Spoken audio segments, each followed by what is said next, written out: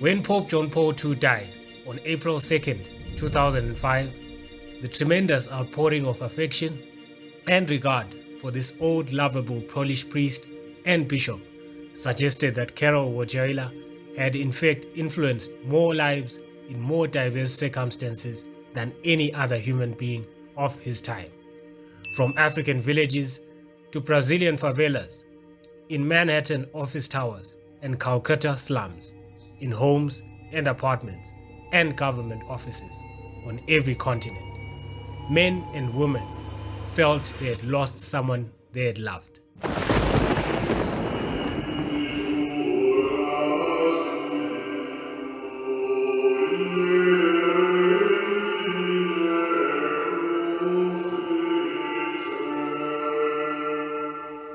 Hi, and welcome to another video.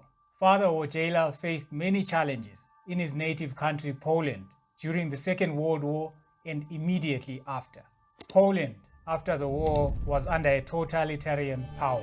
In 1944, the Moscow-controlled Polish government signed an agreement with the USSR, giving the Soviets complete law and order in the rear of the advancing army. The communists immediately went to work, for they wanted to destroy the church and replace it with their own ideology. Many of the priests and members of the clergy who worked for the universities were arrested, and many went underground. Now, around this time in Poland, police beatings, roundups, and forced labor were the norm. Basically, if you were religious and you looked at anyone the wrong way, you were shot. It was during this time that Father Wojtyla was assigned to St. Florian's in Krakow. He was to be chaplain and minister to the students in the Polytechnic and other institutions of higher learning. It was also during this time that Father Wojtyla was to be involved in one of the greatest battles in his life.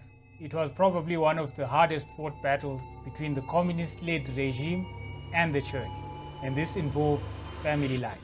For the communists believed that men and women, secure in the love of their family, were a danger. They set out to separate parents as frequently as possible. Housing, work schedules, and school hours were all organized by the state. Work was organized into 4 shifts, and families were rarely together. Children were moved out of the communities to be schooled elsewhere. Given the ideologies that were promoted by the Stalin regime at the time, it was essential to engage the students intellectually. Now, Father Wojtyla, if he was to be successful, was to face a lot of trials and tribulations, and also put his life on the line. He had to make a case for the church. He had to demonstrate that the church in the gospel had a more compelling answer to the perennial problems of human life than that which was brought by the communist regime, which was only interested in spreading state ideologies. Father Wojtyla would bring together several networks of married couples and young people with whom he worked with. The earliest of these called itself Rodzinka. These groups evolved into networks of intellectual conversation. Both youngsters and intellectuals got involved in vacation excursions. After a while, this group of young people, fewer than 20 in number, began meeting in homes as well as in church. Interested in putting their convictions into actions, these groups began seeing to the needs of the blind and the sick, who were not looked after at all by the state. Father Wojtyla had created an environment of freedom and openness, something which the students and young people were not used to. This characterized their discussions, and this was a sharp contrast to the environment that they were used to in the universities, where they were not allowed to speak their mind, where they were not allowed to express themselves in the way in which they felt was normal. No one in the universities or the polytechnics spoke freely in fear of the informers.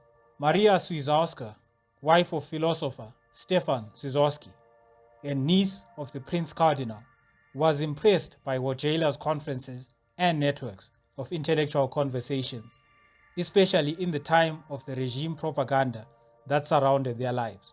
Wojtyla saw his chaplaincy as a ministry of accompaniment, a way in which he could accompany these young people in their lives and guide them. The chaplain's presence could not be limited only to the confessional or the sanctuary. The duty of the priest was to live with the people, to be with them everywhere and in everything except sin. Wojtyla wrote, "A priest, after adequate preparation and improvisation, should be ready and willing to talk about everything, about movies, about books, about one's own work, about scientific research, and about jazz bands." Father Wojtyla was one of us, said Gabriel Turoski, but at the same time, he was a pastor for the people who rested with him. He had mastered the art of listening. Stanislaw Rybicki puts it. No matter what the subject introduced, religion, daily life, work, children, he was always interested.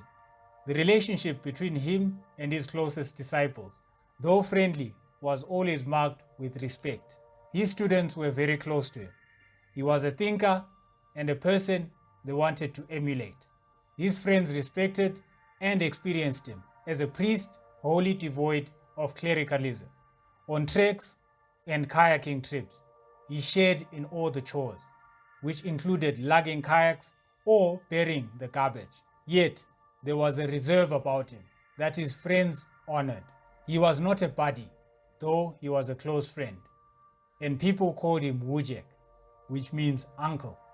There was a time during one of Father Wojtyla's lectures when a young man, a 20-year-old Romuald Waldera, started to give the professor an earful. He had just come from the seminary, from the law faculty at the Jagiellonian University, where he had been successfully propagandized by the Marxist theoreticians then riding high.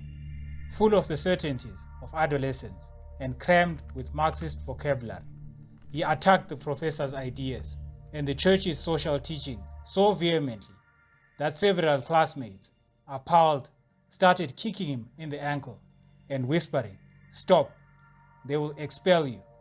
During Waldera's tirade, Father Wojtyla kept pacing back and forth with his hands behind his back and his head down.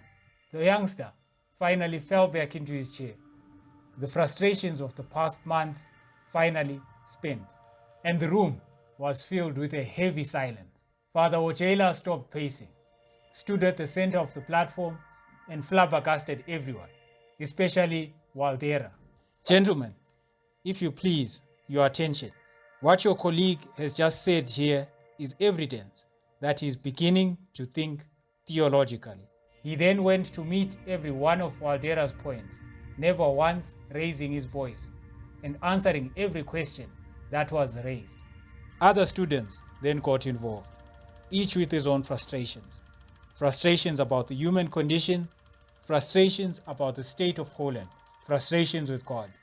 After each eruption, he calmly suggested a Catholic way to each of these problems. That this approach to pastoral work, built around networks of friendships, conferences with patients, and ultimately love, was crucial in shaping the ideas and ministries of Wojtyla. The priest, the bishop, and ultimately the Pope is indisputable.